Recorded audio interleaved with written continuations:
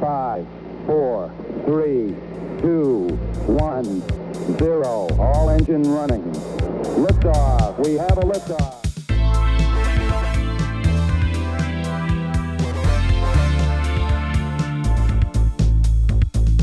You're listening to Tabletop and Beyond with your host, Justin.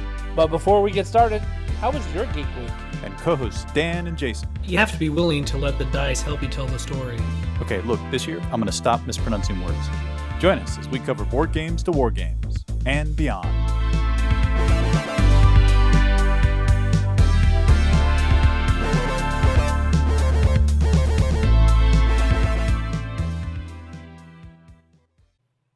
And welcome back to Tabletop and Beyond. I am your host, Justin. This is the Talking Warhammer segment. I'm excited because we have a very special guest today to talk about Daughters of Khaine. Probably the most appropriate person on here to talk about the Daughters of Khaine. She is Little Marathi on Twitter, as you've seen her. She is a member of Team USA, and I would dare venture she is probably maybe the witch hag herself. I'm not sure. But welcome to the show, Marcella Helu.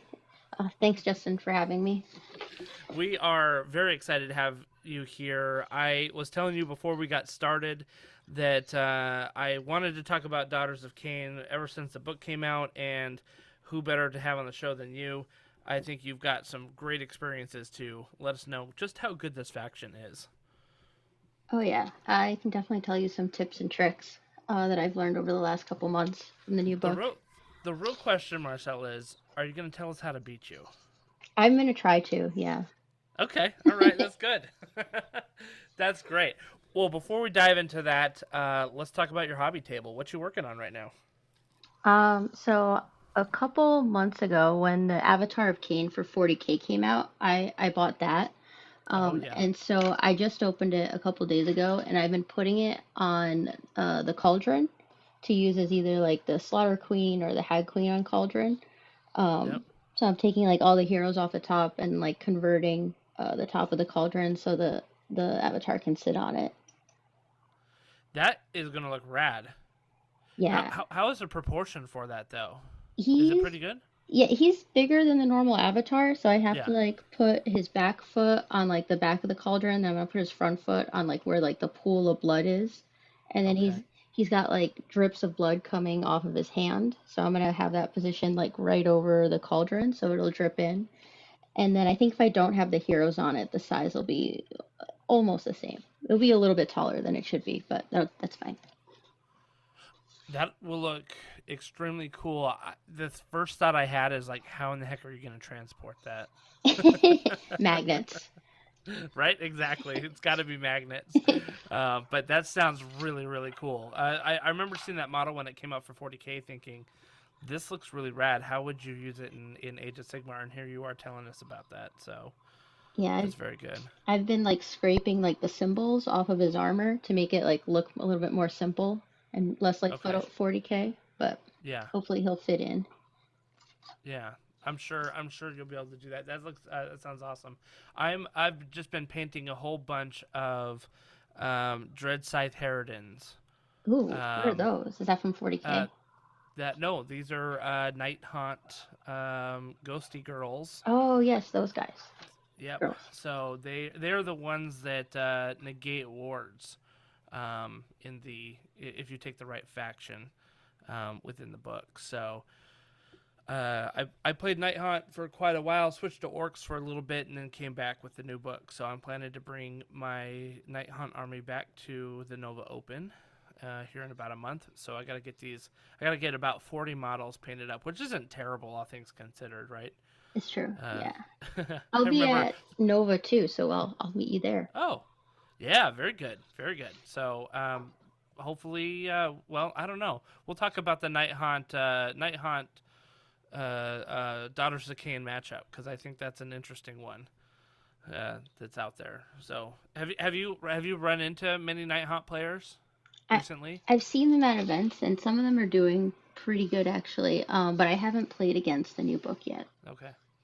Yeah, I feel like there was more Night Haunt players in 2.0. and then we kind of all dwindled out a little bit, like as they got worse and worse as more things got updated. And then like some of us came back with the book. I feel like I'm not seeing as many as there were like in 2018, 2019. But yeah, it'll be interesting, very interesting for sure. So yeah, I just got to paint those up and get those ladies ready, and my board, of course.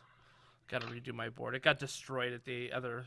I took my board to Las Vegas Open, and so I had it on the plane. And by the time I got home, it was Oh no. it was just destroyed. Did you have to check it, or did you take it like with you in the cabin? I packed it as carefully as I could in the suitcase.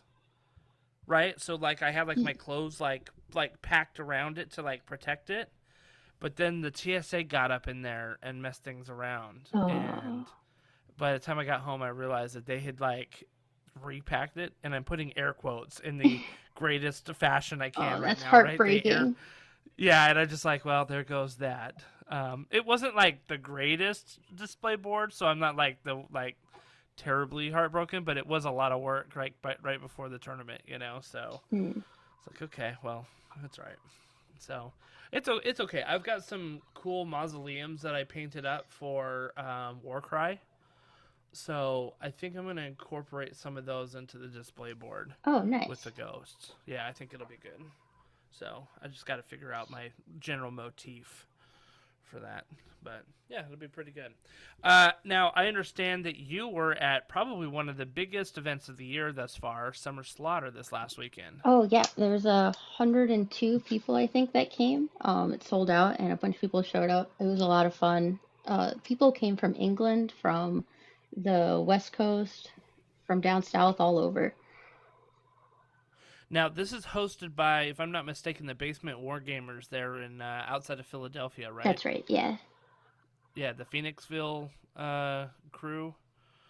Yeah, I think they host several other like little RTTs and some other grand tournaments that they do, but the Summer Slaughter I think is their big one, and I've heard only good things about it. Yeah, they had free unlimited beer, and they served hot food. That's amazing. Prizes were good. Yeah, it was a fun event. Yeah, I saw some of the prize support that people were coming back with, and I was like, oh my gosh, like that is absolutely amazing. So it's great to see that. Great to see that. Oh yeah. So how did you do at the Summer Slaughter? I went 3-2, which I thought was pretty okay considering my second round pairing was Bill Souza. So that's a hard match, right? Because he's a very good player. He's the captain of the American team. So we had a really fun game, and I was happy with how I played and the result. So right as the pandemic was coming down, right? This is like mid to 2020. We were doing a whole bunch of like Age of Sigmar tournaments on Tabletop Simulator. And I got matched up with Bill, and I'm like, okay, let's do this. I think the game was over in 30 minutes. Like, it was, and I'm like, oh, I thought I had a pretty good list here. And he's like, yeah, it was fun playing with you. He's always so nice. I'm like, oh, he is. The real question I have for you, Marcella, is, were you wearing your shirt? Oh, yeah, I wore my shirt, the Double Turn Me Daddy, that shirt. Chuck Yes. Moore sells them on his website, and so I bought one and I wore it the first day, and I did get double turn that day, so it worked out. I was wondering if you were also wearing the if you snooze you lose. I wanted to, which would have also been appropriate during that day. I almost went back to the hotel to get that shirt after I lost to Bill Souza, but I didn't have time. That would have been so funny. You're just like, oh, here we go. So you were running your Daughters of Khaine, so you had a second round matchup, which is a tough one against Bill. You kind of hope that that's maybe your like fourth or fifth round, true, right? Yeah. So why don't you give us a rundown on how each of your games went? What were your matchups? Like, how did they go? My first matchup was against a super nice guy named David. And he was playing, what was it? I I think Nurgle. Okay. Let me see. Yeah, he played a Drowned Men list. So he had a Blowob and a Guo and a whole bunch of Blight Kings and a Beast of Nurgle, Oh yeah. and he had the Purple Sun. It was a pretty fun game. He said he only played like 10 games of Sigmar before like coming to the event, so he did pretty well considering. Uh, but I think I got probably close to max score that game. It was over pretty quick. Yeah. Yeah, I think with Nurgle and Daughters of Khaine, like that's a pretty good matchup for you, just because of the Ren that you can put out, and they don't have like a very deep save on a lot of their They models. don't. They do have a 5-up ward though, which helped them Yeah, a little that's bit. true. But I think the Blight Kings are just so slow, and the Guo was so slow that I was able to kind of control the interactions and get into what I needed to, and then keep away from what I wanted to keep away from. Do you remember what battle plan you were playing for that one? Yeah, I do not know. I don't remember That's the first fine. round. That's a-okay. That's a-okay. So, awesome. So, you a good matchup against Nurgle, and then obviously we know second round you matched up against Bill. What was Bill He was playing? playing Fire Slayers. He had 3 of the Magma Mhm. Drops, and he had like 2 or 3 little heroes on foot. And he had Hearthguard Berserkers and the Berserkers with the Sling Shields. And as always, Okay. he plays very well. But one of my quirks, I would say, is I really like to destroy faction terrain. So I kind of was like seeing red when I saw his faction terrain, like within reach. And so like there was, I think I won priority going into second, and I should have given it to him if I had a chance at winning. But instead, I took it just so I could destroy his Fire Slayer pizza oven, which I did do. So I was happy. Nice. Now, is that a battle? I mean, and we'll probably get into this later, but is that a battle tactic? Is to destroy like a faction terrain for the It is Daughters of not. Khaine? No, it was purely for fun. Okay, all right. Just, Yeah, just, no just more because you pizza can. for the Fire Slayers. Now, I'm going to be honest. The 3 Magma Droth Fire Slayer list seems a little unusual. Like that's normally you don't see 3 Magma Droths, right? Like you see a bunch of like Hearthguard Berserkers, Yeah. and they're doing their rally stuff with the Battlesmith and all that. But 3 Magma Droths, that's kind of I'm not used to I've seeing seen, that. I think, like mostly Magma Drops. I think they have some way of making them battle line, perhaps. But I don't know that I've seen Uh anyone huh. else run 3. Fire Slayers isn't, Yeah. it's still not popular even with the new book. There's not a lot of people running it. Right. Unfortunately, I think the aesthetic turns some people off, or they think they all look the same. Yeah, and I mean I wonder with Fire Slayers like so for example with the Night Haunt book, there are so many options there. Same with the Nurgle book. Like you know Yes. there's so many different builds that you can do, and we'll see if like we'll talk about Daughters of Khaine and see if like they have that same kind of option. I don't know that Fire Slayers has Not that, really, right? Like no. it still going straight back to the Hearthguard Hmm. Berserkers again, which I kind of made me sad because like you know you have these cool Magmadroth models, and in the age of monsters that we're playing in, like you would have thought that they would have really been dominant, but they just didn't seem to lean that way, Yeah, unfortunately. So and leave it to Bill to play something completely like anti-meta. Like he's like known for it's that, true, yeah. right? When he won what was it? Was he playing Slanesh he won with, maybe and then Flesh Eater yeah. Courts, I think he did really well with. I think he Yep. almost went 5-0 with Night Haunt when they were bad at the boys. That guy. Yeah. That guy. Yeah. So yeah, I mean, Oh classic yeah, Bill he Souza takes there. pride in winning So, with like a trash army. which I think is amazing because like everyone's like, "Oh, my army is terrible," and you just like then you watch him do it, and you're like, "I don't know if I feel bad because like I could be doing better, or if I feel bad because I'm really like it's not really my It's army, true. you know." Yeah, I feel like So Bill is playing a different game than the rest of us, where he understands it at a totally different yeah, level. right. Yeah, it's great.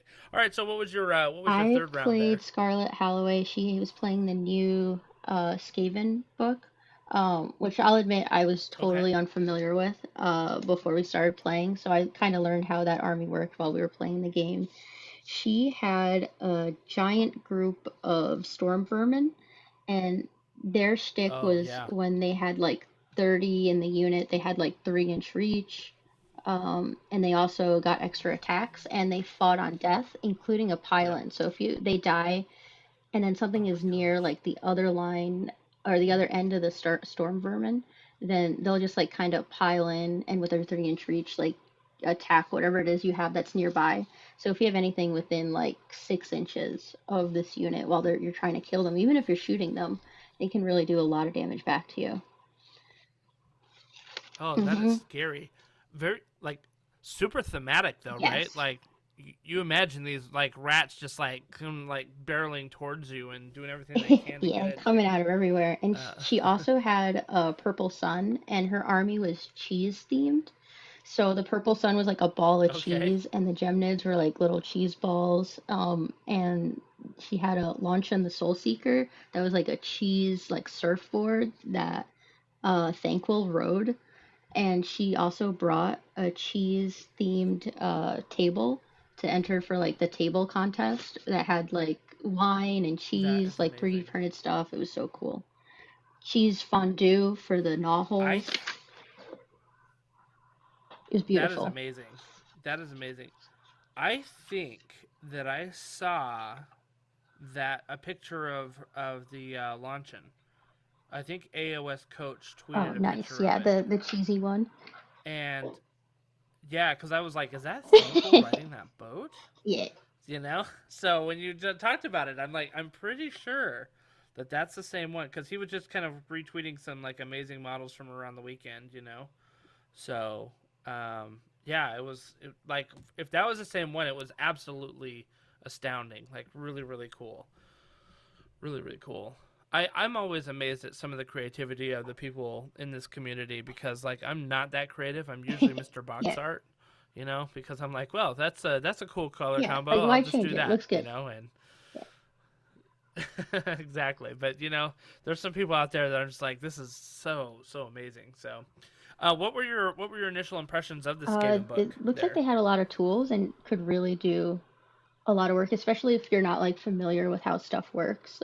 They could really like kind of Hmm. surprise you at how much damage and how mobile they can be. It's a Oh strong book yeah, if you know I how to play gotcha. it. Yeah, obviously it seemed like the storm vermin there were pretty tough. Did she have some other like major units that like you had to be aware There's of? one of our big heroes. I don't remember if it was Thanquil or the Vermin Lord Warbringer that has like a Uh-huh. bodyguard rule, where you like try to do damage to him, and then like Okay. on something like a 2 or 3 up, he passes it off to his friends that are nearby. So he's like almost impossible to Yeah. kill. So Wow. And I think they've got some battle shock like immunities with the gray. Did she have like a gray seer on the bell, did have a screaming gray bell? seer. I don't remember the bell. Okay. Okay. Yeah, I just have kind of been passing like looking at that as probably I got to find a Skaven player to get on here and talk a little bit about the new Skaven book. But everything that I saw of it looks like they've got a Oh lot of yeah, options looks in like a that fun book. book. I also A destroyed lot of one of her options. knotholes, which Yeah. made me happy. Just love destroying faction terrain. There you go again with the faction terrain. You know what I'm gonna do? I'm going to put a fake faction terrain piece on the board if we ever match up, Yeah, just as a Marathi will pure go right up distraction to there, you. even You if know. she has no other reason to, and be like, okay, on a 3 up, it's destroyed. Yeah, I'll take a mausoleum piece off my display board and be like, this is just sitting over here, and see what Marathi does with that. So sounds good. So did you end No, up she winning she that won third that game? one. She did a great job. Okay. Ooh, yeah. Those sounds like those storm vermin were really really nasty then. Okay. All right. So what was your fourth round Fourth matchup? round, I played, I think that was Noah Singer, who is a different than Noah Okay. Singh. And they both played this Right. almost the same Iron Jaws Bloodtooths list.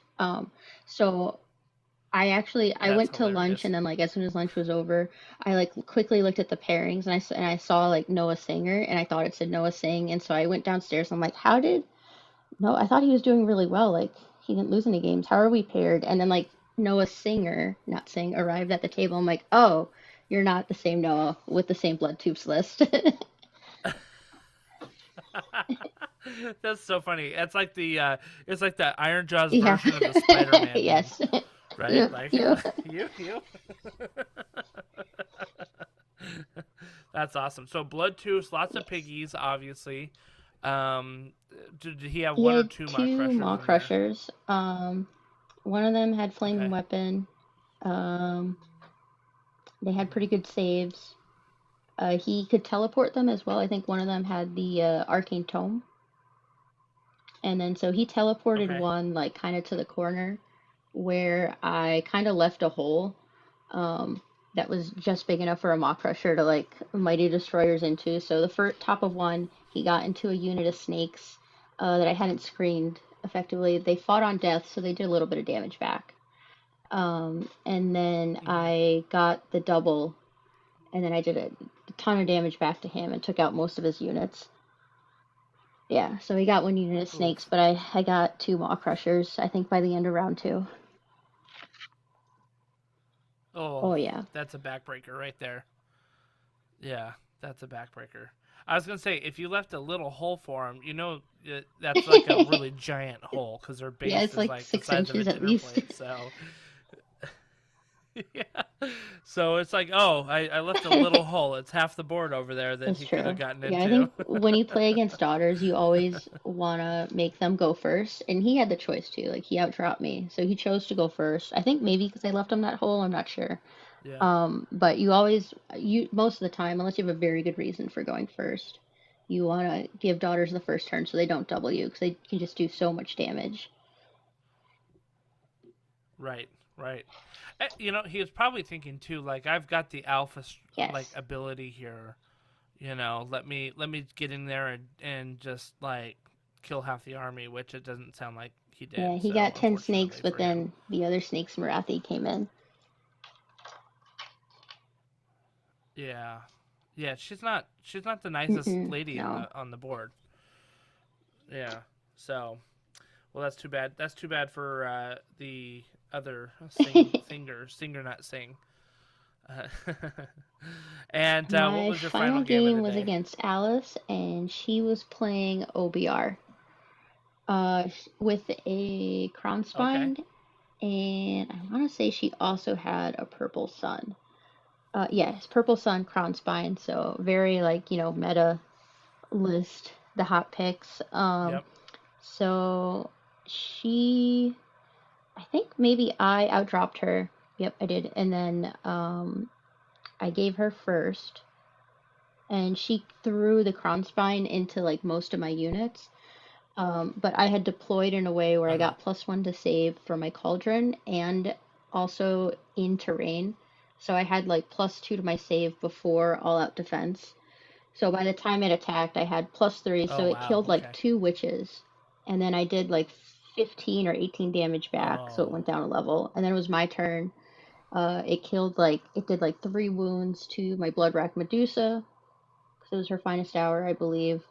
So not a lot of damage got through, even though she put all of her attacks into the Medusa. And then I did 18 damage again, and it went away. And then I think, yeah, That is a gut check. Like in one round, like you got, yeah. oh, so sad. That's good though. What's your impression of the Kron Spine? Like I know it's out there and it's kind of there, but like It's a how do you feel good about it? tool if you want to like keep something kind of like tied up for a turn or two. Because she did like kind of Uh keep huh. my whole army, half my army like pinned in one place. Um, but I just Right. had the rest of the game to make up for it. I think it works very well against players that are inexperienced, or if the player using him is very experienced and like kind of knows what to do with it.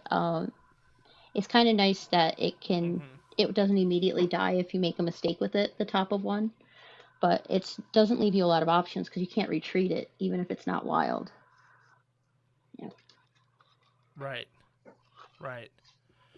And you talked about, you gave a lot of lists with purple suns out there, and I mean, obviously it's almost meme worthy at this point. How many purple suns are out there? It seems like everybody's got everyone a purple speed sun. painted their purple sun the last couple months. And sometimes it works really well. Like I had one game 2 weeks ago where top of one, someone purple sun my hag on Cauldron, and then on my turn or the next turn they purple sun my other hero. So the only heroes I had was Marathi. So like when it works, but it's such a high casting value. And then to count on rolling a 1 to slay the model is not ideal. I mean, it's a 1 in 6 chance, which is like, I'm sitting here thinking like, this isn't like, I'm like, am I doing the math wrong? Why does everybody love it so much? And I get it. Like, you can like literally kill a Maw Crusher in like 1 roll, right? Like, I get that potential that's there. But the math, like you said, like it's a high roll, it's an and 8 to get it not off, on bound, right? and you have to like be within range. It's a gamble, for sure. So, yeah, I mean, what's funny is I used Purple Sun all the time in my previous Night Haunt, and ironically, I loved using it against Witch Elves. Because, you would roll a dice for every model that's in the unit, and then for 6s, it would kill the model. Well, it would do a mortal wound, which was enough to usually kill the model, right? So, I played against a lot of Daughters of Khaine players, like, back in the day, and they'd have, this is, like, back when you'd have, like, 120 Witch Elves on the table, and, and so the Purple Sun was, like, a great tool there. To be able to just, try to thin the herd a little bit.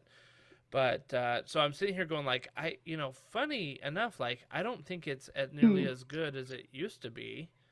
Because, like, especially now that we're moving into a horde meta, where you're starting to see more, like a lot more battle line, a lot more of these smaller units come on the board. Big blocks of smaller units. I think that 6 up for a mortal wound is really, really good. But to be able to just like, okay, I roll a dice, and if it's a 1, then 1 model is slain. And you're like, okay, like, again, it's got to be a hero or a big one. That's true. And it's kind of a gamble there. I do agree that like the -1 to save helps a lot, especially that if you could be don't the have a real lot of value rend that you in can your rely army. on. That's like the consistent part of the spell. Yeah. And I mean, hilariously, like I'm kind of like being like it's memeable at this point, but I have it in my list right now for Night Haunt because they don't have a lot of rend. There, they can kind of put some negative modifiers onto the saves based on their charges, but that's also based on a dice roll. So having a Purple Sun on a unit that you really need to kill, like, it provides some consistency there with the save. I guess what would be interesting if you put it into like if you had a line of like 5 units, like Stormcast, for example, like, and they had already gone, being able to kill a model, you could pull them out of cohesion really easily with that if you did it right, so it just depends. So, but it's funny because it's like I'm seeing Purple Sun stories everywhere, and I'm like, is everybody really rolling 1s this often, or is it just because everybody's got it, and so every round everybody's rolling like dice, so it's happening pretty often. It's true. That is an incredible story. Of course, right? Like how they I think I saw one Purple Sun roll where there was 2 Maw Crushers, and they rolled for both, and it was a 1, and they were just like gone, 1,000 points. Yeah, there's a video of it on the internet. They were very excited when the 2 1s were rolled. That's when you just pack up the rest of your miles and just say, good game. Like, this was fun. Good, good. Do you I think think that's so. gonna I get think they'll nerfed probably anytime change it, soon? just because it's so like wild and unpredictable. It's a lot of fun for a short amount of time, but I don't think people are gonna tolerate it for like more than 6 months. Yeah, and I mean it's been my experience that Games Workshop is like, oh, this is cool that everybody likes this for a little bit, but they've never been one to be like, oh, we're gonna let this Yeah. hang out in the meta for too long and dominate it, like this like little 70 point endless spell dominate the meta. So it'll be interesting. It'll be interesting. Well, congratulations on your 3-2 at Summer Slaughter. It sounds like it was a pretty fun tournament. You mentioned before the podcast that they had, or no, I guess you mentioned here in They the did. podcast, they had pretty good prize support. I've had a lot of discussions with people on prize support. How did they do it?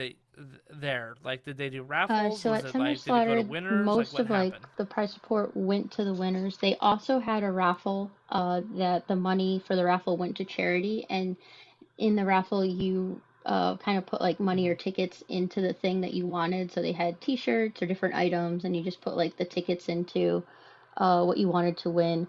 The best prize was a built purple sun, and if you won the raffle, you were Oh, allowed to destroy it any way you wanted to in the parking lot. So you could throw it. And so Scooter won that raffle, and he chucked it on the ground really hard, and it just shattered into 1,000 pieces. Yes. that is hilarious. So Scooter was maybe the third guest that we had on this podcast. I know him pretty well, and I can see him like having a Oh, grand old yeah. time destroying that thing. So that's pretty funny. That's pretty funny. So I need to get up to Summer Slaughter. The only unfortunate thing is that I coach my son's rugby team, and his championship game is Oh. that weekend every weekend, like every year. So it's like, well, do I coach my son's championship game or do I go up for Summer Slaughter? And unfortunately, right So now, if he there's only is it, one do you have to choice. like win enough games to get to the So championship, or do you just automatically play it? Okay, so even if no, he did it's poorly, so he's always gonna you're just go yeah. no matter what every year. Yeah, yeah, that'll be a weekend that is going to be built into our rugby schedule for a Oh while yeah, now because he's still only in like 7th grade. So I've got like 5 more years of that. they'll probably So still be maybe I'll having it. see you there in 5 years. Who knows? Yeah, I hope so. It sounds like a great event. So very good, very good. Well, let's talk Daughters of Khaine. So the book has I think come so. Yeah, out. two or It's three been out months for at about least. what, 3 months now? I think it came out what, like the Yes. end of like Yep. middle I of May, remember middle to just end of May. before I left for Worlds, like they started Yep. leaking the stuff, and the coach and the people on the team were like, Yeah. "We forbid you from reading this book or dedicating your brain space to it until after Worlds." I wasn't allowed to read it, to read the leaks. Yeah. That's awesome. That's awesome. So actually, I'm gonna put a little bit of a pause here. So we are gonna talk about Daughters of Khaine, but I do want to talk about Worlds a little bit. So we had Jeremy on here last episode talking about it. Obviously, he was the captain for this last year. He said he's taking the admin captain role for Yeah. next time and letting Bill take over the tactics again. And but he said that you guys had a great time out there. You were in Yes. Yeah, in the Czech Prague, Republic. right? It was a lot of fun. How Got was to meet Prague? people from all over the world. The city itself is very old, very beautiful. Especially Yeah. at night, the way they do lighting is incredible. There was a castle, uh, fancy bridges, all sorts of different museums. It was a great city, and everything was super cheap compared to like the American dollar, where you'd buy like a beer for like 45 cents. Mm-hmm. Yeah. Oh my gosh! Yes, Wow. absolutely. If I had like a work You're like, I could live from here. home job, I could live like a king over there. Oh man, that sounds amazing. That sounds amazing. Now, the way that Jeremy was explaining it, sometimes you would play factions that you had never really played before, depending on matchups, or you would play a specific one knowing that, you had to play defense or offense or something like that. What was your most My memorable most game at memorable Worlds game that was you my played? first one. We were paired against Sweden, and I was playing this other woman from Sweden. Her name's Liara, and she plays Daughters of Khaine. And she's like my doppelganger from Sweden. So Oh, we hung out the night before at a bar, and we just had a lot of fun getting to know each other. And then we got paired the day after for the first round. So that was a lot of fun, just hanging out with her and playing games with her. Yeah, Liara, that's she's hilarious. great. You have a Swedish And doppelganger we out there. even had the same number on our jerseys. We were both number What? 13. Yeah, go It's ahead. fantastic. That is awesome. What I what played Legion of the she was First playing Daughters Prince of Khaine? What faction were because you playing? we decided from our pairing strategy that Daughters didn't fit Okay. into it, so I kind of had to flex into a different army. Um, as a defender, because we had like Mm-hmm. attackers and defenders that Jeremy probably explained a little bit, and I was a defender role. Yep. And they gave me Legion to learn, so I learned how to play it over about 3 or 4 months, and then I took that to Worlds. How was that? Was that difficult to just kind of pick up a new army like that? Was It's it super like different. drastically different than It your took a little daughter's while to get the army? hang of, but after a couple weeks, I pretty much had it Yeah. mostly down, and then after that, it was just like learning the details and the little techs in the game, and how to do stuff against different armies. Mm-hmm. I know that when I had switched over from Night Hunt was my first army that I ever played, and then I switched over to Orcs, and someone's like, "Dude, you're not running orcs like orcs. You're running them like Yeah. Night Hunt. Like you're playing cagey with them. You're trying to like keep them out of combat." And I'm like, "Oh yeah, like this is Oh like yeah. the exact opposite of how I should be running these orcs." So I can imagine that Hmm. especially if you're trying to play a It defensive does. army, Yeah. because And Daughters of Khaine I wants to had be a so great unclean aggressive, one in my right? Legion list, and So that's, I think, part of why I chose to bring it is because I'm so used to being like having a big centerpiece that's very offensive that the Guo kind of like allowed me to like run in and kill something rather than like totally trying to play just a control game. mm. That's right. I had like Especially three faction monsters that I could terrain destroy there, faction right? terrain with. That's awesome. That's fantastic. That's fantastic. Well, I did see that they were putting out calls to put in Oh yeah. applications for Worlds 2023 and to I'm start gonna training for apply. that. I So put my are you application planning to do in it again? a few weeks ago, and then applications close on the 31st. So if anyone else wants to apply, I'm not sure when this podcast will come out, if it'll be before the 31st, but we close applications on the 31st. I'm definitely gonna try out again this year and see what happens. Awesome. I was telling Jeremy that I would love to be part of like the Minuteman program, which is kind of Yeah. like the bench, right, and kind of just training. But again, time is not my friend right now, but it will be eventually, one day, So, but it sounds like a really fun opportunity just to kind of like play with some of the best that we have in the United States and really, understand the meta because you're looking at it in a very different way than just if you would approach a Yes. grand tournament or a major or something like that, right? Like You have to you're try to thinking get about every strategies point, and very differently. sometimes like your job in a pairing is like you go in knowing that you're probably going to lose, and your job is to just lose by as little as possible. And so you're not playing to win. Yeah, you're not playing to win, just Right. playing to Like deny a battle scorched earth tactics, get your tactic, grand right? strat, get your Yeah. battle tactics, and get as many points as you can. Yeah. Very different, very cool though.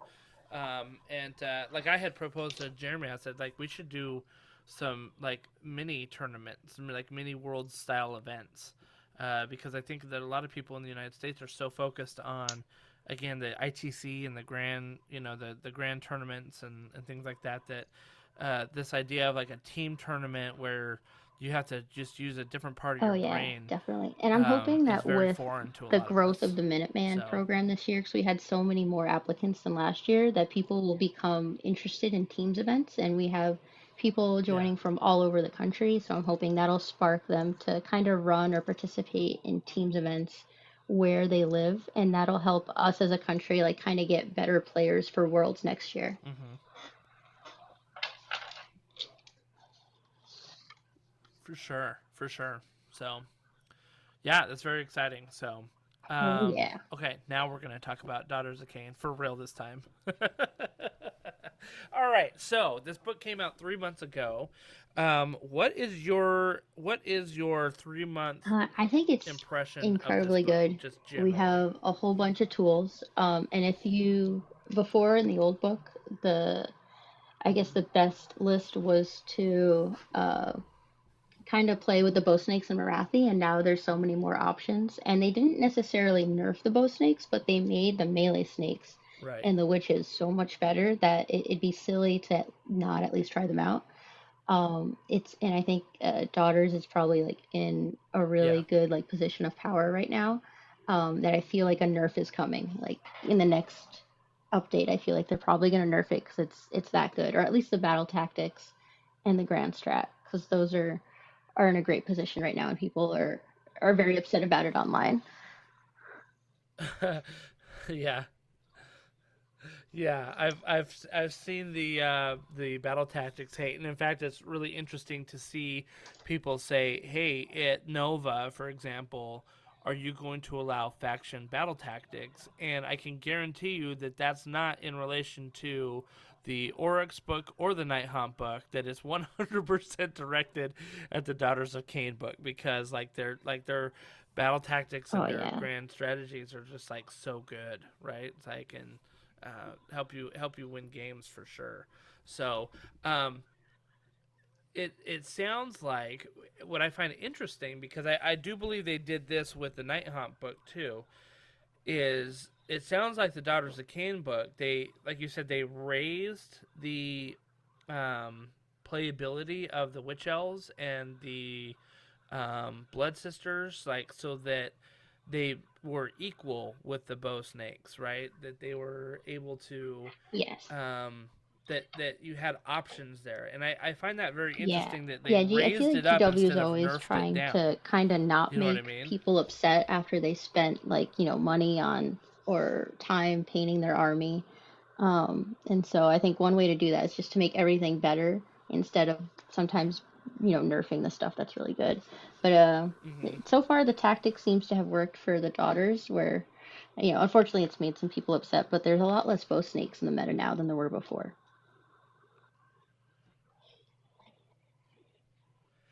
It seemed like the Yes, only meta that you all would bow see snakes. with Daughters of Khaine were bow snakes and Marathi. Like that was the only thing.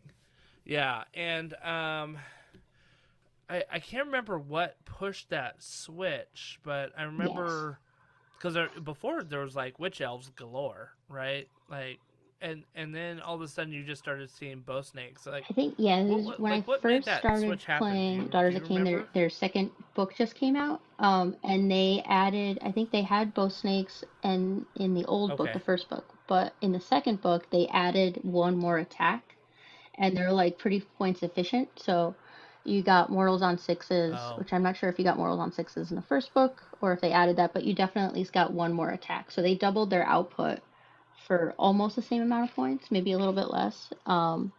And so yeah. people were like, "This is great." Oh, and they gave Marathi her And little they had Marathi the command ability where now they can double shoot. So they kind of like quadrupled their output for the same amount of points at range. oh, that's right. Yes, yeah. Yeah, because they were shooting in the hero phase, right? Yeah, yeah, and they had You could, yeah, like you a could give them ridiculous like they save had 5 up save, as well. get it to Um, like a +1 or all out defense. And then after that they could get a 5 up rerollable save depending on the temple that they were in. Or a 5 up yeah, rerollable ward. Yeah. right, right. Yep. That's right. Yeah, because I remember taking. This is kind of funny. I think this is before the second book came out, but we were playing Rob Pro, and Anthony. I forget his last name, but they play Anthony out of Lawrence. they play out of Boston. Rob Proscia and Anthony. Yes. So my friend and I, Jason and I, who's a co-host, he couldn't make it tonight, but we were playing in a doubles tournament at Nova Open, and we ended up playing those two. And my buddy was playing Flesh Eater Courts when they were like pretty good, right? And I was playing Night Haunt, and I was like, okay, I'm gonna just like go stalemate on this Legion of Grief that Rob is playing. I like you take your like Flesh Eater Courts and just like tear into the Daughters of Khaine, right? And I'm looking over, and I like Rob and I are kind of playing our side of the board, and I look over, and all of the Flesh Eater Courts models are gone. And I'm like, what happened? And he goes, I don't know. They just all like died. Have never been bad.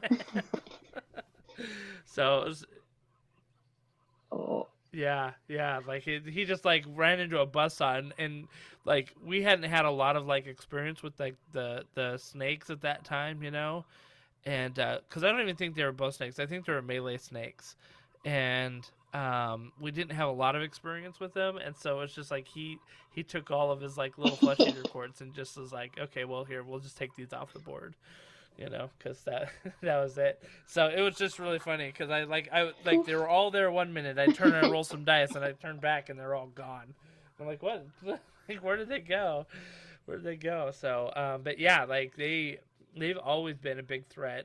We had a big Daughters of Khaine player here that I seemed to run into like every RTT I played. I ended up playing against Daughters of Khaine, and this was like witch elves galore, and you know, I just could not seem to crack it. Like I'd kill a bunch of models, but like immunity to battle shock and all that stuff, and like then they'd hit back and it was bad, you know. So okay, so lots of different options with this book. Your current build right now, you're no using bow snakes, but I am using 10 bow snakes still now? Melee snake, 2 units of 10 melee snakes. And one of them's in Bounty Hunters, so if it's a Galatian vet, they have +1 damage. And then the other unit of snakes is in the Countess 3 battalion, so they can go and like sit back and take objectives and then still kill something if they need to. Okay. Yeah, absolutely. And so you've got the 2 units of melee snakes. You've got Marathi in there. I have one Bloodwrack Medusa, and she has the Shadow Stone for +1 to cast from the Daughters of Khaine book. Mm-hmm. And then my Hagon Cauldron is very important. She has a 18-inch bubble of +1 to save. So that reduces my need for like all-out defense, or it makes my saves better if someone has a lot of rend. And then she also has a prayer for rerollable 6s, or not rerollable 6s, or exploding 6s. And she's a priest that can cast the invocation, the Heart of Fury, for -1 damage to make them even more tankier with the +1 to save. And then I have 2 units of Heart Renders for the battle tactic, where they shoot and then move 6 inches. And 1 unit of witch elves that are in the battalion where they count as 3, so that I kind of like protect those witches like they're Fabergé eggs, because I don't have a lot of models in this army, so having 10 witches that count as 30 just like kind of hang back and like sit on an objective and not interact for most of the game until like the end where I need them to get into battle just to get my grand strat, is kind of how I play it. So I don't really use the witches to kill much until they get sacrificed at the end for something.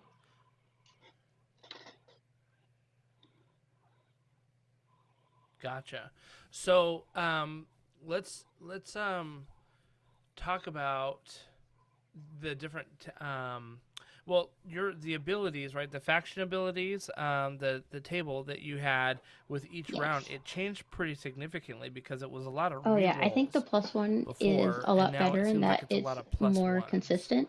Because anytime that you rely on like dice to kind of like win you a game or to do stuff for you. You have the risk of like not getting the dice roll you need.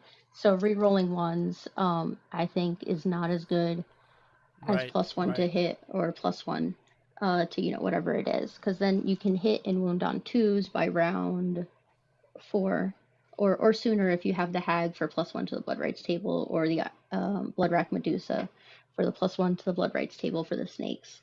So sooner on in the game you can hit and wound on twos instead of threes and re-rolling ones.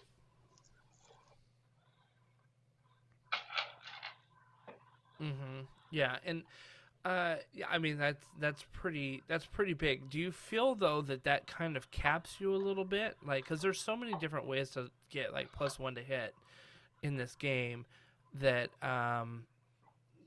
like if you had a +1 to hit somewhere else, but then you still had the re-rollables, like obviously that would be really really really good. So do you feel like having that like +1 to hit in there or a +1 to save is like again maybe you feel like you're Sometimes, capped a although little before bit you had instead to of dedicate like being so able to many re-roll. resources to get, like for example, Marathi hitting and wounding on twos. You needed either like a spell for the +1 to wound or finest hour for +1 to Mm-hmm. wound. Now it kind of like just happens in round Right. 2 or 3, depending. And then the nice part about, so in the combat phase Okay. before I might have used all out attack for +1 to hit. Now I just have it and I can use the command, because you only get one command per phase. You use the command exploding sixes, which is written in the doc book.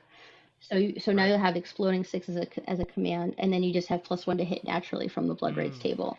So I think overall it's a benefit for more of the time than before. It's more consistent rather than before where you had to dedicate so many resources to get the hitting and wounding on twos and re-rolling ones for hitting and wounding.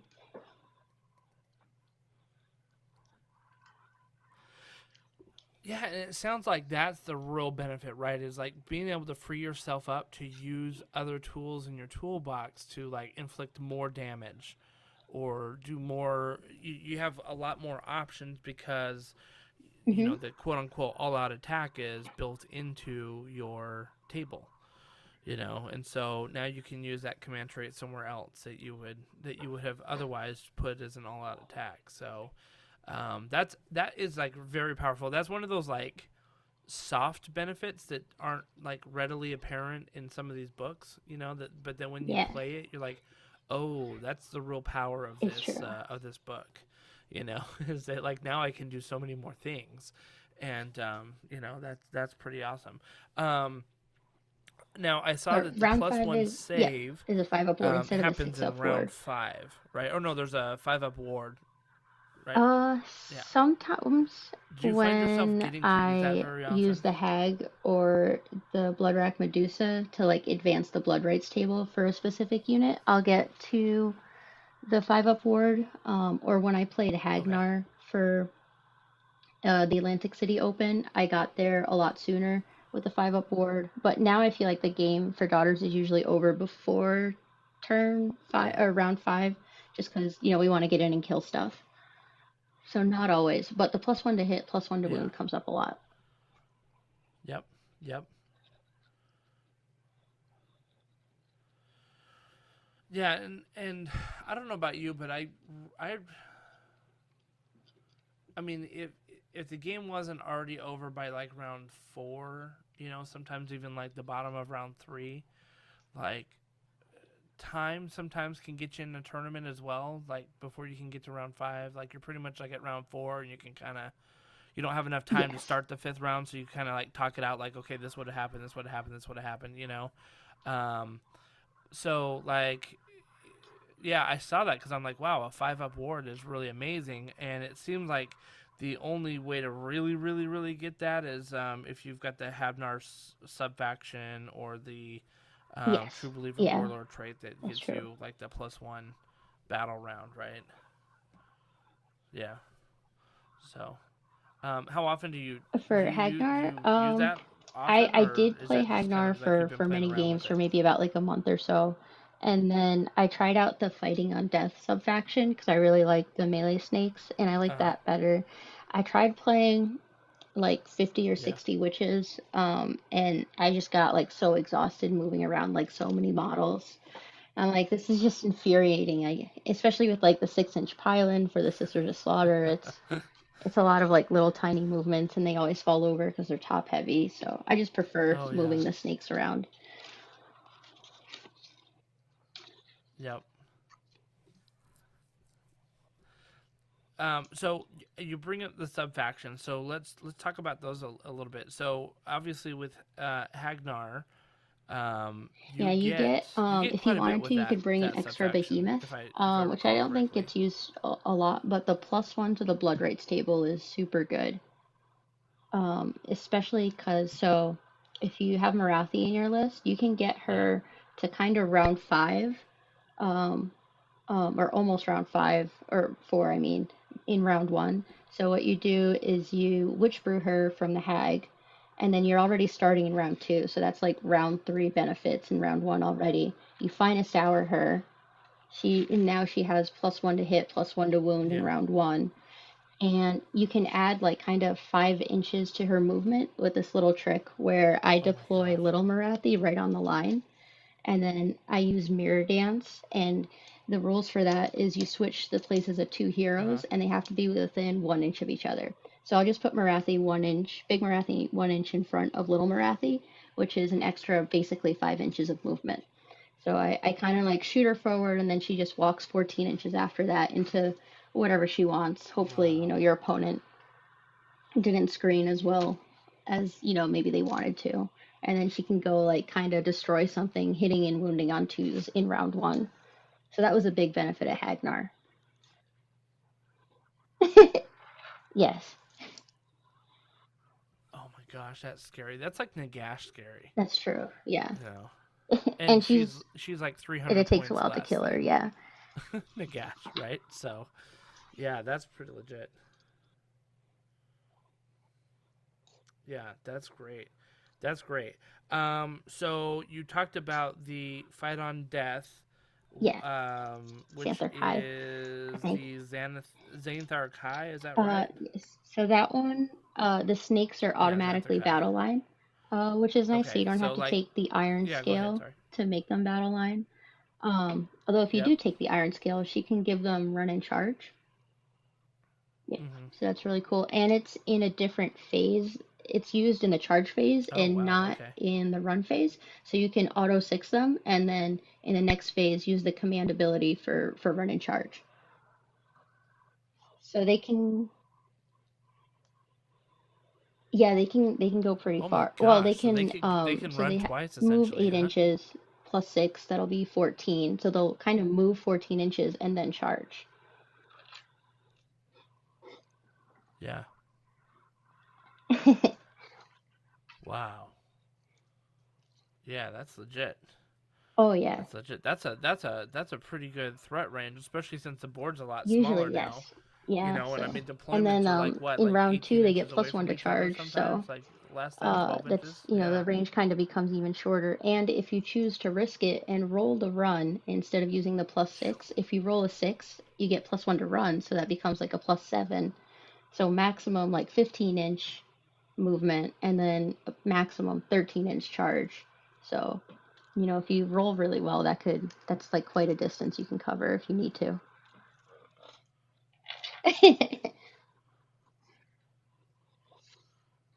That is terrifying. Having having all of those snakes just come pounding down towards you. You're like, I didn't think they'd get there that fast. Which is funny because earlier you said you really want to have, your Sisters of Slaughter go first. And what you're telling me Sure. is it's Well, if going you to be bad if you screen, do. then Marathi hopefully and a she won't bunch be of able to snakes are get coming into your way. anything. But yeah, you definitely, because even worse than Daughters going first and like killing your screens is Daughters going second and then killing everything that they want for 2 turns. Like first your screens, and then you don't get really a chance to react, and then they kill the stuff past your Right. screens. That is true.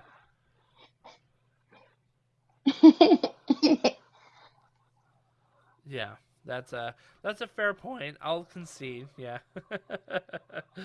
Very good. Are there any other sub factions that like piqued your interest, or are I those think just the two that are I think really it's Draichi Ganath, the Head and plus one Shoulders rend above and when the beyond. Sisters of Slaughter and the Witches charge. That one's really, really good, especially if you're running a lot of Witches. You have to also add at least, I think, 2 Gladiatrixes if you have a lot of Witches to Yeah. kind of support them, just because they're easy to kill. They're easy to snipe. They're only like 5 or 6 wounds. So it's easy to just get shot off.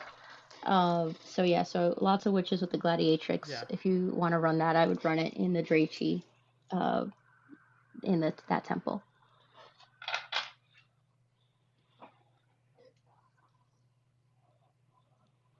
Yeah. Okay. Very good. Probably So Draichi. if you had a lot of Witch Elves, would you go Hagnar Oh yeah, or the plus one. Draichi? Then you'll have like +2 rend on the Okay, charge, because that and then if you rend have a is purple really sun or good. mind razor, then you can get like 1 or 2 more, and it'll just like delete anything they touch.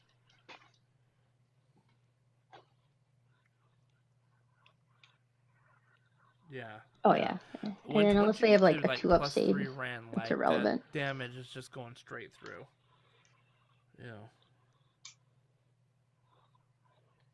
Yeah. Yeah, exactly. That's pretty wild. Okay, so what about spells and artifacts? Like Marathi's a decent She did. caster, but she did kind of So lose her now I +1, bring her the like Bloodrack built-in +1 to Medusa, cast, and I give her right? the artifact for +1 to cast from the Daughters book.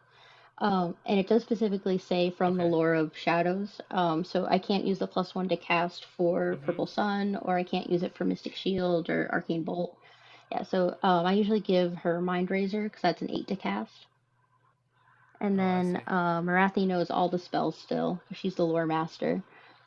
So I'll have Marathi cast her War Scroll spell, the Black Horror for the D6 mortal wounds. And then whatever else I need from the daughter's spell lore.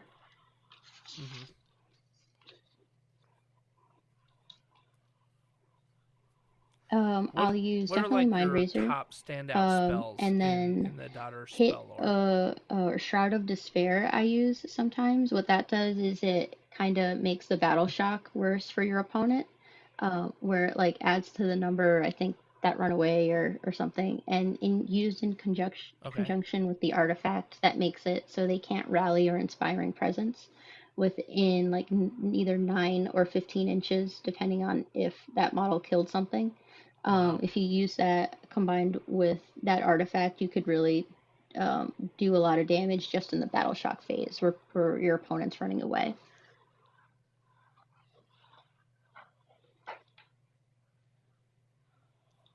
Yeah, my goodness. 15-inch range. And then where you the can't other rally spell or, that I use a lot is Steed or of Inspiring Shadows, Presence where is it makes really the caster significant. move 16 inches and be able to fly. So that's handy.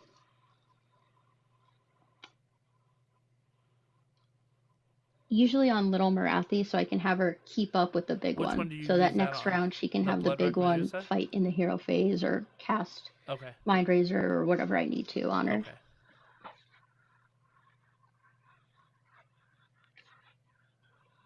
Itty bitty legs. Gotcha.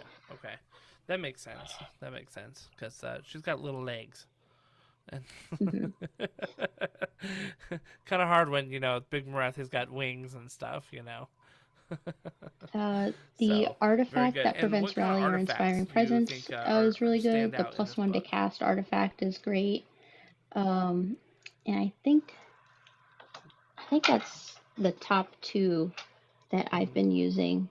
I'm not sure if other people have found like value or use for the other ones, but there's a bunch of good artifacts in there.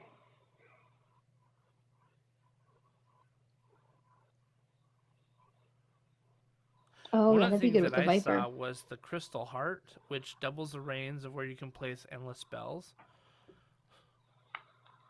Yeah, yeah. So I mean, I think that there's a lot of interesting opportunities with that, especially if you could cast that. Let's use the Purple Sun, right? Like that can you set it up wholly with it 8 inches, I believe. Maybe 6 inches, 8 inches, and then it can move an additional 8, right? So it'd be like But a now you can set it up 27-inch wholly strut within range. 16. So all of a sudden, like you can maybe Yeah, exactly. And so maybe you could cast that outside of an unbind area and get that moving. So I don't know. It's a good. It's. I think there's some potential with that one when I saw it. Obviously, the +1 to cast is pretty dependable, but some of these endless spells, they don't have very good range, and so you almost have to get your, if you want to use it that round, you almost have to get your wizard up forward, and it's hard to do obviously in round 1, right? Because you have to cast first and then move. So, but if you've got an extra 8 inches that you can throw on that might be able to solve some problems there. So Oh, yeah, I thought that definitely. was the one that stood out for me when I was looking. I was like, oh wow, that's pretty good, pretty good artifact. So, yeah, very good, very good. Okay, so in terms of, like, Marathi's your big centerpiece, obviously. Do you think I that think she overall even though got she lost better +1 to or stayed the cast same, just different, and or did she get worse with the new she book? gained like 20 or something more points, I think she's a little bit better because now she brackets at 7 instead of 4. So instead of like having one round of being Okay. able to throw her at something and not get bracketed with your movement or heart Oh render or wow. the tail damage, you have 2, almost 3, because you don't really hit 7 until like the third Uh-huh. turn that she takes damage if your opponent manages to do 3 every turn. So I think, and also with the +1 to hit Right. and wound and run and charge instead of the Yep. rerollable ones, I think she got way more consistent, especially as the game goes on.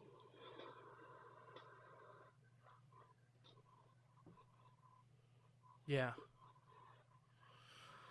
Oh Yeah. yeah, That I what is it? Iron It's the Hurricane, yeah, iron circlet. Iron That something. is that what it's called? That limits it to 3 wounds.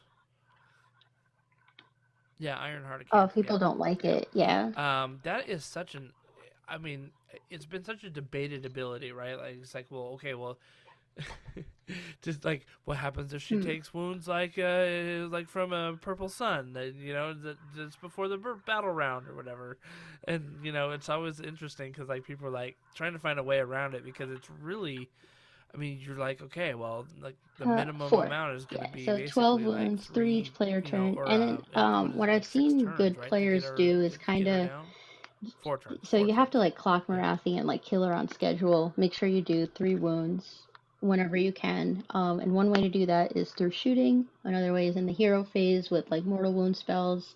Yep. And then I think last resort would be go after the little one that can't hit you back as hard and like try to like corner her. Like I've seen someone take a unit of 3 pigs and they wrap the 3 pigs around little Right. Marathi so she can't walk out, and then they just like do impact hits or they just do damage in the combat phase to her and she can't really do a lot back. And then the big one either has to like come rescue her to like kill the pigs, or you just sit there and take damage on both Yeah. turns.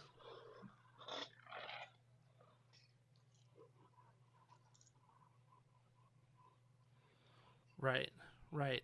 I remember, and again, this is before I think even the second book. I was playing a Duality of Death mission, and this was with Night Hunt, and I had surrounded my little 5-point hero, who was sitting right on the objective with some spirit hosts, and my general was nearby. In fact, it Yeah. was my general that was on that thing, and Marathi could not get in. Her base was too big, and literally it was like 3.1 inches away from being able to hit this general model.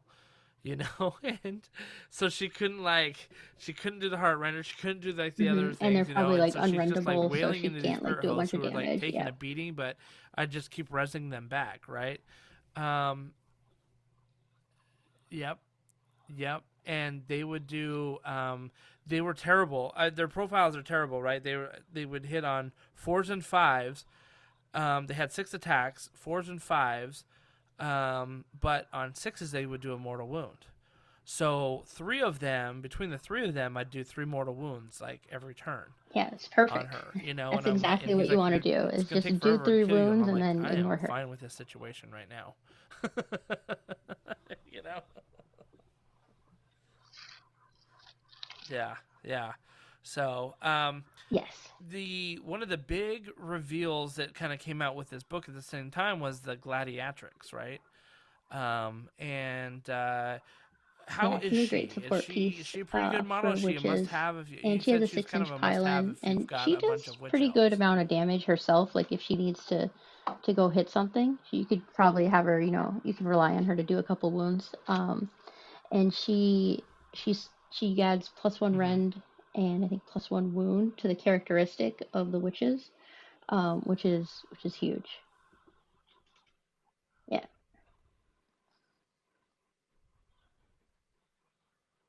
I mean, that's enormous, right? Because there's hmm not as Yeah, it many moves things them to give from that like because I +1 normally there are wound. 4 up to So wound, having and that if right they're there within is 12 like inches of huge, huge. a totem, they get +1, and then she changes their characteristic or improves their characteristic by 1. So you could kind of get them to hitting on 2s Mm-hmm. and wounding on 2s if you throw her in there. So they can have 2 or 3 attacks. And now you have ways to give them +1 damage as well. Oh, So that she really helps them kind of become more of like screens and things that sit on objectives to stuff that can actually do damage.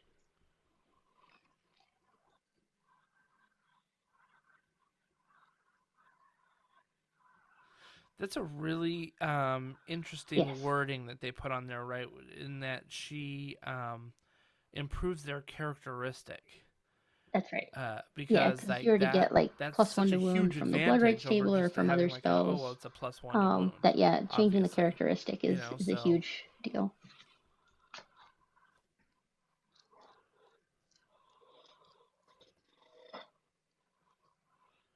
Yeah, now playing the Crystal Touch, snakes, yeah.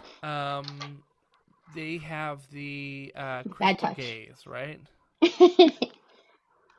Crystal touch, yeah. Sorry, crystal. So I'm using words from Warcry here. Oh, Crystal, the melusai have it's crystal true. gaze and Warcry, which is essentially the same thing. Oh, So I'm like, why didn't you just call it the same thing? Like, but it's a ranged ability, so it has to be a gaze, not a touch, right? So, I hear that it is. the crystal So one touch thing you have to keep in is mind if you're really playing against rough daughters and the melee for snakes your is opponents. you have the opportunity to pull your models away from the crystal touch. So it activates after all the attacks are resolved. So you take your casualty, you take your wounds, and if you pull out of Uh one huh. inch from the snakes after they pile in, they are unable to do their mortal Okay. wounds. So they'll either have to pick another unit that is within 1 inch, or if there's nothing there, it just doesn't happen. So that's kind of one way Mm, to get around it. And one thing a Daughters of Khaine player might do to kind of avoid that is to kind of charge into 2 units and then do their attacks on one unit and then do the mortal wounds on the other unit so that you don't have the opportunity to pull out of 1 inch. But if you pull out of the 1 inch, then they won't be able to do the mortal wounds. But uh, mortal wounds on a 2 up is a little yep. extreme. I feel like they'll probably move it back to 3s eventually. Yeah, for every model in the snake unit. I mean, and it's for every model that you have, right? Oof, yeah, Yeah. So, like, if you've got 15 in there, yeah, that's pretty brutal. You're looking at like 12, 10 to 12 mortal wounds coming at you. So like that's pretty brutal. Um, yeah, Jeremy was talking about pulling models from the front and stuff like that. But I feel like if you're an experienced Daughters of Khaine player, you know how to hmm mitigate that. Either you wrap your snakes around a little bit, depending on if you get a good charge, right, or like you said, you charge into 2 units, and so you do your melee into one and just unleash the mortal wound fury into the other one. So, yeah, yeah, I think it's a great ability, but what's interesting is that that 1 inch reach of the ability does kind of give some mitigation strategies there. So I feel like they kind of, made a powerful ability, but they hmm threw a Oh bone in yeah, there definitely. for And people it's who know kind of what they're sometimes doing hard to to do when the unit you're not attacking take as has the much, 40 right? Or to millimeter avoid it if base, they can. just because it's hard to like wrap all the way around, especially if they like deploy in a line. Um, And so like it's hard to just get all the way around to get within 1 inch of every model in the unit to make sure you do the mortal wounds.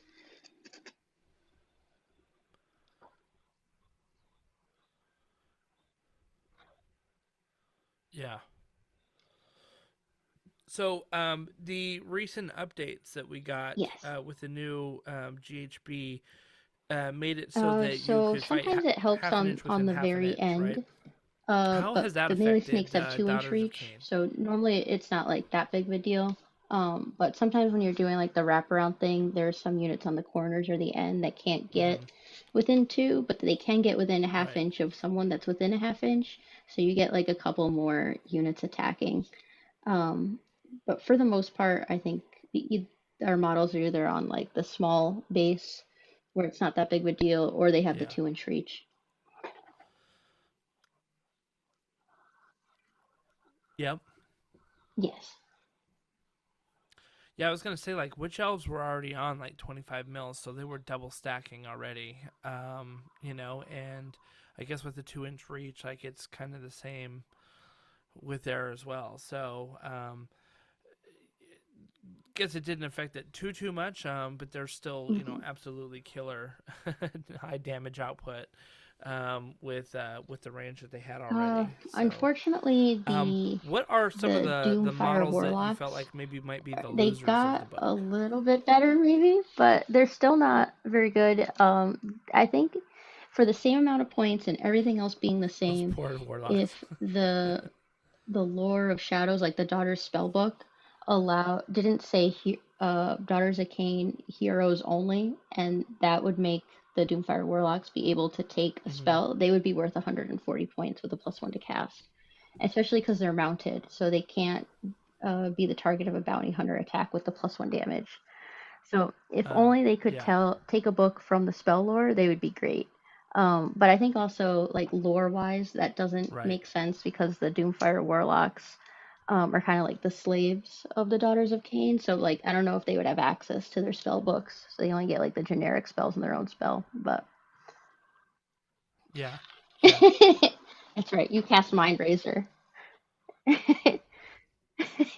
Just ride those horses, plebs. Oh, um, the sad thing is in Warcry, they're the sucky unit too. Like, yeah, what's funny is like you'll get some units in Warcry where you play them and you're like, hey, I oh, get to actually play this model poor guys. because like they're terrible But in I think AOS, they but they're think really good in that they're Warcry. having a good time. Not Like for they have Doomfire runes on Warlocks. them that like They convince are them the that they're same. doing this They are willingly. They don't know terrible. they're slaves. Yeah. So I don't know if that's better or worse for them.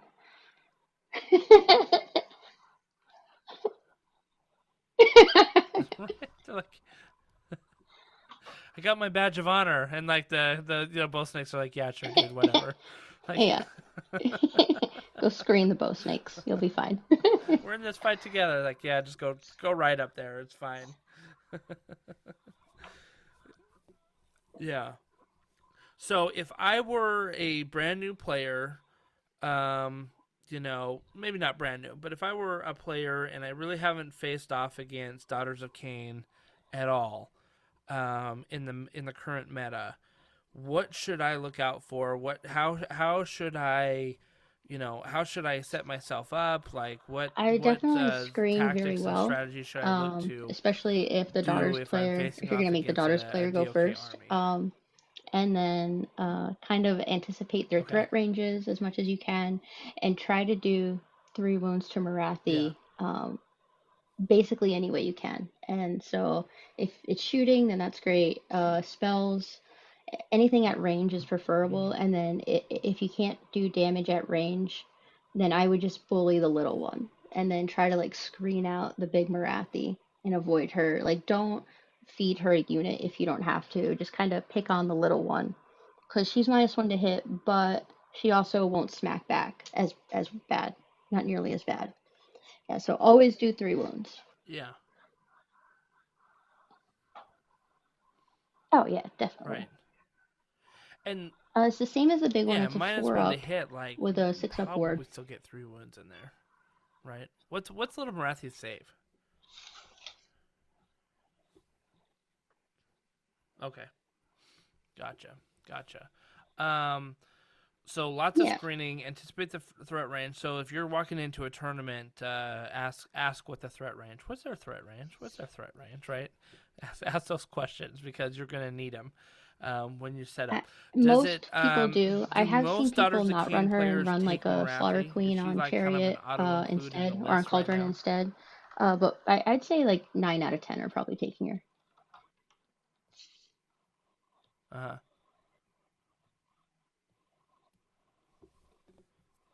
All right, so you need to have a game plan to deal with her.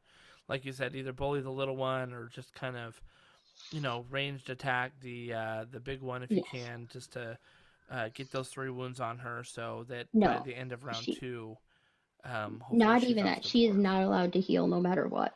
Does No she have a Emerald way Life to like Swarm, no heal Heroic herself or Recovery, anything, like other than like maybe an Emerald Life Swarm no or other something healing like that? spells. There's a healing prayer in the prayer lore, but you Oh, can't use that okay. on her, so she's just not allowed to heal.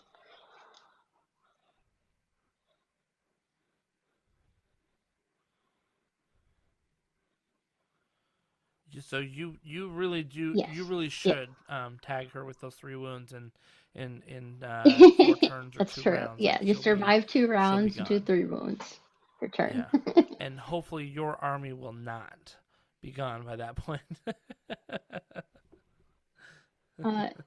So if I'm looking at your bow If snakes, you should can I get go into the after them or snakes, should I or go maybe after not some of even your destroy other or like options? Like it sounds like kind it's of get pretty rid of them, scary but to go if you after those can snakes. throw something in there just to tie them up so they can't shoot at whatever they actually want to shoot at, that would be a good option if you can't like get into them to destroy them, or just stay out of.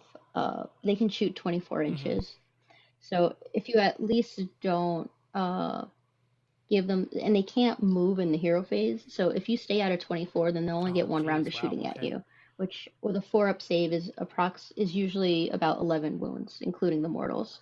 So if you at least avoid the hero phase Yeah. shooting, then you'll only take about 11 wounds on a 4-up save. Okay.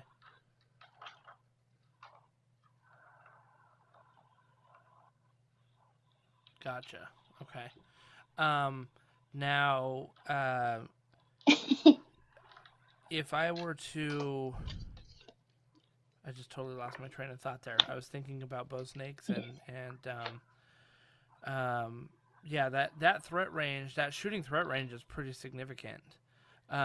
Do you use like the Unleash Hell? all-out attack? Yeah. Or Now not it's all-out only attack, 6 but inches. It used to be 9. the So shooting it's not command quite as in the good. You charge might not phase always get the whole when unit you to get shoot, charged? but usually Yeah. people do use it just to kind of, at least do some damage when they get charged. Mm-hmm.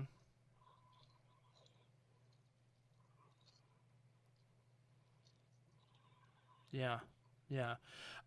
Is your army, do you think, susceptible to like more susceptible to like high damage, like low attacks, high damage, or like high attacks, We don't low have a great damage, save, right? so if So something is has it a like the lot weight of of rend, dice that that's pretty your army easy will to fall get to, or through is it unless I like the do a lot of quality save of stacking. attack? So if it has more than like 2 rend, I'm usually not able to deal with that unless I'm like in cover or have Mystic Shield on only one of the units. And then I have the -1 damage invocation, so usually more attacks are better if they than having like an attack that has 2 damage. So a lot of 1 damage attacks instead of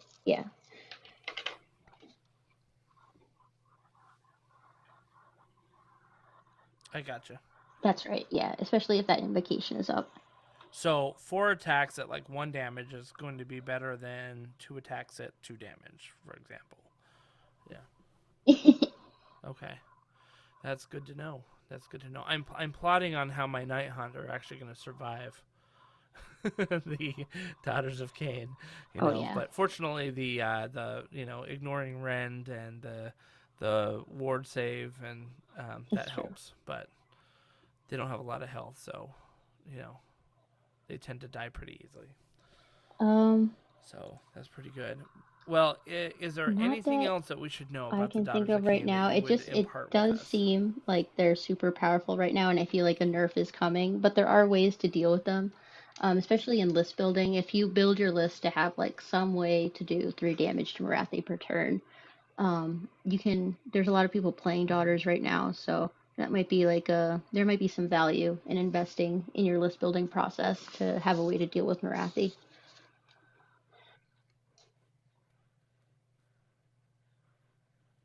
Mm. Yeah.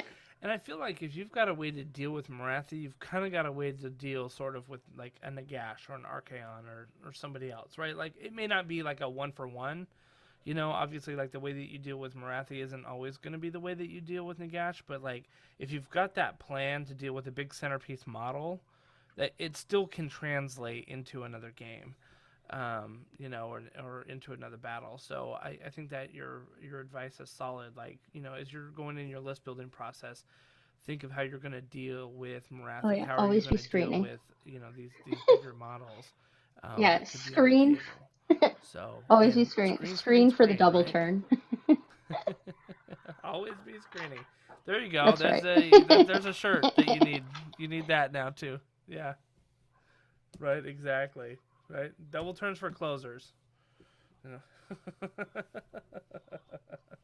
So, well, Marcella, thank you so much for coming on the show. I learned a lot about Daughters of Khaine, and I am excited to meet you in person at the Nova Open. And I will be sure to introduce myself so that you can put a face with the name here. And but I wish you the Awesome. best Well, in thanks for having me, your Justin. I had a lot prepping of for the fun. It Nova was Open nice to get and to know in you. the I can't wait to meet RTTs, you the at grand Nova. tournaments you have coming up, and can't wait to see you out there.